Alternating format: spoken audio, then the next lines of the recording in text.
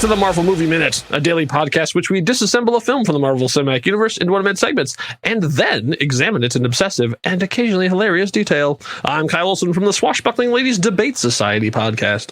Hey, and I'm Rob Cabasco, and did you know that asphalt is a composite mix that contains aggregate, coarse to medium-grained particulate material like gravel, crushed stone, or slag, bitumen, which is a binding agent produced from petroleum, and sand.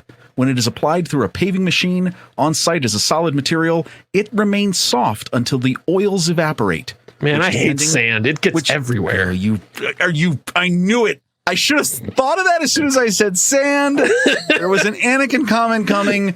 Oh, it takes a while for it to get hard because it remains soft for a while. Anybody who has a new driveway, they know what that's like. Why do I bring this up? I love the asphalt effects of this minute. It's okay. I thought I had stole your Star Wars, coda at the end of your opening. It wasn't that. I hate asphalt. I don't know. Well, here we are, stumbling into minute 34 as our cages have been rattled, just like Tony's. As we discuss Iron Man 2 from 2010, director Mr. Jon Favreau. Joining us again is Mr. Pete Wright. Hey. Cool guys don't look at explosions. They blow things up and walk away. Nothing? Nothing? Wait, hold on. Are you talking about like when it explodes and then Whiplash doesn't turn around? You mean it would go something like... Cool guys. I love that we have the same joke. Wow. That is an incredible callback to season 1. I had never heard that. We had some fantastic guests who... That is The Lonely Island from the 2009 MTV Movie Awards. And actually, on the keyboards is Mr. J.J. Abrams. Yes. Kid you not. Look it up. It's really pretty cool. That is Andy Samberg at his very, very best. It's so funny. So funny. So as they're going, like we see Tony has flipped over, and I think they start with still the upside down shot. We go back to all the other drivers coming around the corner like, oh no, and somebody like the guy in the yellow car sort of like whips the thing to the side, which causes this cascade effect, and as because it's the movies, folks, cars just flipping through the air and exploding left and right like all Formula One cars do.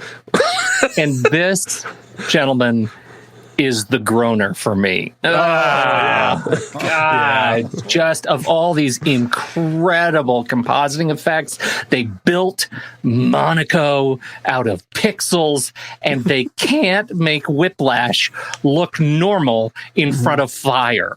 And it looks.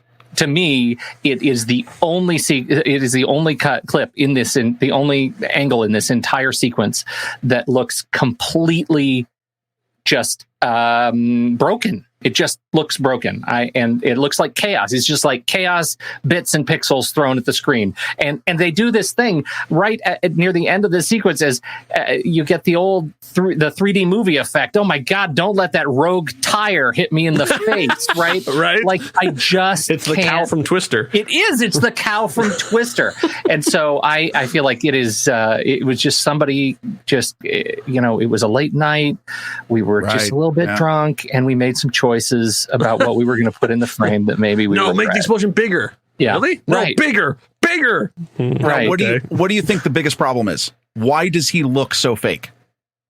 He has a very funny matte glow around him, right? He does not look in place around this. Now, and it's kind of a rudimentary, like maybe he was there and the Zoom green screen that they had behind him wasn't quite doing its job. Like he doesn't fit. Now there's a second problem than just the compositing effect that they did not match the lighting in a way that they do in the rest of the movie, right? That's one. The second one is scale. Everything is the wrong size. When you look at this, he is a Lego character, and the rest of the world is a different unit. It is measured in a different size. And so this is always, from the very first time I saw it, I was like, that is the cheapest shot in the movie, and it probably cost him the most. I think it's lighting. I think the lighting, though, is the biggest problem here. because he has, at the moment of the explosion, you can see his hair, you can see all the right things happen in terms of physics. Yeah. The problem you have is the lighting. I actually think he should be darker because the light source is behind him. He's lit behind. Yes. So why is he so light? Right. I mean, it's just the wrong type of lighting, and they kind of fix it as the smoke cloud comes on him and stuff. But I really do think that he's too bright. Yeah. Like the front of him is wrong. That isn't it's how like he's been would work. HDR'd, right? Exactly. Like they tried to re-expose his front. Also, story-wise, he had nothing to do with that. Like, it just it randomly happens behind him. Like, well, no, because I mean, like he's walking away. He has nothing to do with what's behind him. Okay, the but why yellow is car that... flips around. The other car hits. They fly up in the air. It had nothing to do. They don't hit any of the wreckage that he did. The argument I think you could make is that it demonstrates just his level of badassdom, that he doesn't care about the jet fuel that is on fire behind him, because he's already demonstrated that he is not flammable. Yes, because cool guys don't look at explosions. Yeah. It's just trying to be cool. And look and you gotta say, I mean, like, it looks cool. He is absolutely unconcerned. Like, Exactly. I mean, like, he had to have heard that. Well, no, because he only has one focus. Cars are exploding behind him. Yeah. There's only one focus. Yes, singular focus. That's right. Singular focus. Do you know who is concerned and demonstrates how concerned we should be? Green dress lady who's standing behind Justin Hammer. Yes. Well, actually, all of the ladies are just like, but the green dress lady is like, oh my God. She is. Not only is she shocked, but she's taking it personally. You can tell it is a personal affront to her love of F1 that this has just happened. She hasn't spilled her drink though. Right now, that lady just lost her house. No. Right. All of these people though, these are great extras. Yeah, great they are.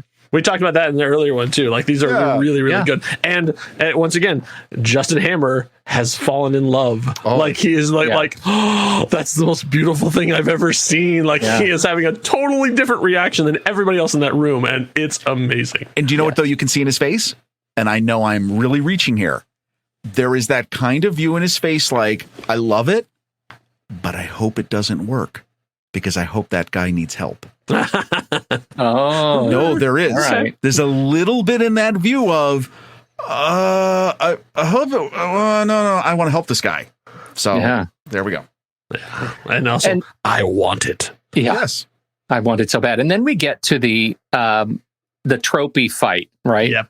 It's a tropey fight. Yeah. It's just a tropey fight. First of all, the first slice that Whiplash takes of the car, he would have killed Tony had Tony been in there. But don't worry, we get the reveal that Tony has already gotten out of the car, and we're all shocked. Are we shocked? I was shocked. Shocked, I tell you. Because, also, he could see Tony from where he was. Out of the car. If Tony, it's like, it's that rule. If you can see them, then they can see you. So, and he's watching nothing but Tony the whole time. So he would have seen Tony scramble out from underneath it and crawl to the other side of the car. And then also somehow makes his way all the way around behind Whiplash. Like, you guys understand this is a racetrack, right? The rule is it's flat. Like, there's no place to hide. Like, it's a road. Like, it's noisy. He's distracted. No, we've already established he is not distracted. He is singularly he's distracted because he has a singular focus. He's just looking at the car. He's not looking at anything else. He has no peripheral vision. When you're focused, your peripheral vision narrows. I kind of think maybe I should edit this episode, because I would like to cut in Rob from a few minutes ago saying he has singular focus. That's what I meant. His focus has narrowed his vision. I can't believe that I've just changed sides. This is a real roller coaster. Consistent. I'm consistent. And speaking of cliche tropes, we have the fight in the car. Give me the case. Here, take it. Where's the key? It's in my pocket. Car! Like, it's still fun. I still think that's fun. Okay. I still am okay with the universe of the Three Stooges in the car. Well, no, wait, though. But let's remember. Let's hold that thought for future minute. Because that key, what happens to that key? We'll find out. Yeah. It's the one thing to bring something up. Hopefully it has payoff. We'll see. So Tony has snuck out of the car. Right. Somehow made his way all the way around to the other side of the track without Whiplash seeing him, even though there's no one else there and there's nothing in the way, and gotten behind him so he could hit him over the head with a piece of, apparently it looks like the hammer car because of the color. Fiberglass, like right? A wing. Yeah, it's like maybe a piece of the wing or something like that, and he hits over the head, and of course it does nothing. Like, did you not see him not react to the explosions? Like, the fiberglass across the head's not going to do anything to this guy. I have a question, because immediately after this, Whiplash responds, and he uses his whip, which, just so I don't get Mandela affected, did just cut through 2 cars, right? Yes. All the way through the cars. Yes. Tony somehow then is able to use this one magical part of the car, the wing part, and absorb a complete hit of that wing from the whip. Yeah. And he is not sliced in half, Tony, and he's not wearing his Iron Man suit yet. No, that is true. No. It's just him. I just want to make sure. It happens pretty quick. He is not. It's him in a rubber suit, essentially, or like whatever the. Whatever it is fire retardant. It's fireproof. It is fireproof. Okay. Let me explain. Okay, because it happens twice, Rob. So this better be good. This is going to be really good. I want you to notice that in the times that he has cut the cars, those have been overhanded thrashes. That particular whip model has a different polarity when he does an uppercut. Hold on. Hold on. Did you say that particular whip model? Yes. Okay, and Rob, just further on, continuing on, what exact whip model is that? It's Mark III. The Mark III whip model. The Mark III whip. Okay. We've seen Marks 1 and 2 in the workshop. Okay. This is the Mark. The Mark II was used on the CRT. We've already talked about this in the previous minute. On the Mark III, there is a difference in the polarity. Cuts through cars, cuts through television, doesn't cut through heroes.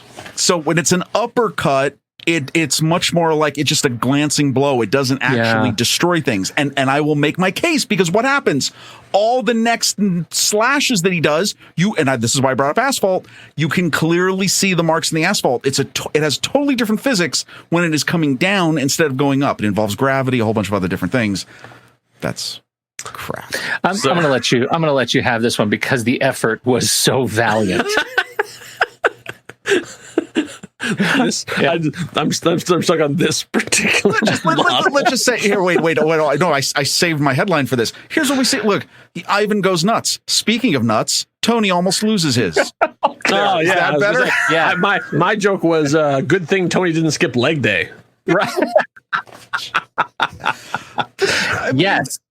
He then almost loses him because we have the he goes General Grievous on him with the whips on the ground, and Tony is just fine. Yeah. Which, by the way, though, great effects. I mean, I will say, absolutely. There's wonkiness here. The whips look serious. No, and the damage. I love the effects damage that you can see on the road. Like, I just think all of this is cool. It is weird that he's just sliced 2 cars in half and a piece of fire. So then as Tony then gets to his feet, is running away, he then catches him with a whip again, and he does a Mission Impossible 3 move where he moves in opposition to the force that was expended on him. No, actually, that one I have a legitimate explanation. Okay, please do, because I watched it again and I was like, why is he moving this way when the whip is coming from that way? You're talking just specifically because the whip hits this way. It hits some sort of incendiary device, a pool of gasoline or something, and then Tony is thrown to the left, right? Is that what you're saying? Okay. And he hits the car. In the same way that Tom Cruise running away from the explosion behind him somehow moves thrown into the car. Yeah. All right. I wondered about this when I watched this clip and I examined it. What again? It's a whip model problem. He's missed. No. This is a totally different thing. This is totally different. This is totally different problem of angular whip interaction with asphalt. So what's happened here is that the whip, because it's not perpendicular, it's more parallel to the asphalt. He's actually missed Tony. He's dug into the asphalt and has pushed him into the air, basically as a contraption of the asphalt. The asphalt has been displaced and actually has lifted Tony up into the car. So you're going with the asphalt teeter-totter plan. This is more of a wave, an asphalt, a concussive wave. Oh, okay, concussive wave. Those are I think we're giving him too many words. You can all call it whatever you want. It's an asphalt interaction. Okay. He was launched into the air by displaced asphalt. Displaced asphalt. All right. Man. This is rough, but I think I'm doing it. Am I defending this appropriately? Come on. I still love this movie. I do. I still have a great time with it. Believe me. It's okay. Did we mention the logos? We mentioned the green car. Tony impacts the green car, and it's the Quaker State car. Oh, Quaker State. Pennsylvania, my home state. Yay. The Quakers weren't a big fan of this scene. No. Too much movement. And violence, and this is not a Quaker friendly movie. No, this is not a Quaker. Now, I'll tell you something. If he had used the Mark II whip, this would have turned out completely. This would have been different. That was more blunt force trauma. Are you okay? Is that it? Is that what else happened? I'm trying to decide if this is the point where I try and pivot to a promo. So I'm dazed. Okay. All right. And confused. You know what? Can I just ask one more question? Speaking of logos, one logo that it feels like we haven't talked about is the BBS logo. And it's everywhere. Have I missed it? It is in the very last shot of this movie, right? It's on the tail of all these cars. And then the very last shot of this minute, he falls down and they've actually positioned the BBS logo front and center, slightly out of focus, in front of Quaker State, which is on the car behind it. Right. What is BBS? They're a wheel manufacturer. Yeah, they are German. So you guys have already talked about this. No. Oh, no. Oh. Thank you for bringing BBS is up. actually things. BBS Krauthausen-Gesundnik. Wow, that's pretty good, right? That was really good. They're a high-performance auto wheel design company from Schlittach, Germany. They were established in 1970, so they are having their 50th anniversary this year. So go BBS. All right, Technik aus dem Motorsport. Actually, wait. Well, there's something else that we want to add that we missed on the Quaker State car. Did you notice the logo on the bottom of the green car? It is Roxxon. Oh, Roxxon. Yeah, that's right. I knew that was in here somewhere, and I couldn't find it. So I'm glad we did. Yeah, Roxxon is a evil corporation from the comic books that has been a thorn in Tony's side for many, many years. They were in the first Iron Man movie. If you watch during the Ironmonger battle on the highway, you can see the Roxxon building behind them. Once again, another plot line of Phase 1 that never went anywhere. But the Roxxon is actually a major factor in the current Marvel Avengers game for current gen systems. Well, also it's a major character piece in Cloak and Dagger. The true, they are. That's right. You're right. I take that back. Yeah. And sort of that peripheral side, which I think Marvel's now calling Marvel Legacy, like the ones that are the street level heroes, right? Yeah, they exist. We just never acknowledge them in the movies, right. So they are the impetus behind Cloak and Dagger getting their powers and stuff too. So that is a underloved series, truly, and dark. Yes. Yes. Let's test some drugs on children. That's right. Yeah, both the comic book and the original, the series, both have a one foot in the dark side. So speaking of the dark side, you should check us out on Facebook. Yeah, that's right. We have our very own area there, and in the website that no one loves, Facebook.com. You can go to Next Reel. Let's see. You go to Facebook.com/group/The Next Reel, and you can join the Marvel Movie Minute and Next Reel Film Podcast Executive Lounge. We allow you in. We're just trying to keep out the bots and the weirdos. So ask for a membership, and we will let you in, and you can have all the Marvel fun. We can talk about how awesome Cloak and Dagger is, because it needs more conversation. And the Runaways as well. Let's put them in as well. Oh, totally. Let's talk about it over on Facebook. Let's bring some happy conversation to Facebook, because it badly needs it. So check us out over there. In the meantime, we'll be back here to see if Tony Stark can actually survive the physics-defying whips of Whiplash, and maybe he'll get to get dressed up. Nah, probably not. But we're going to see some more really wonky physics here in minute 35, so don't miss it. Enough said. Bye.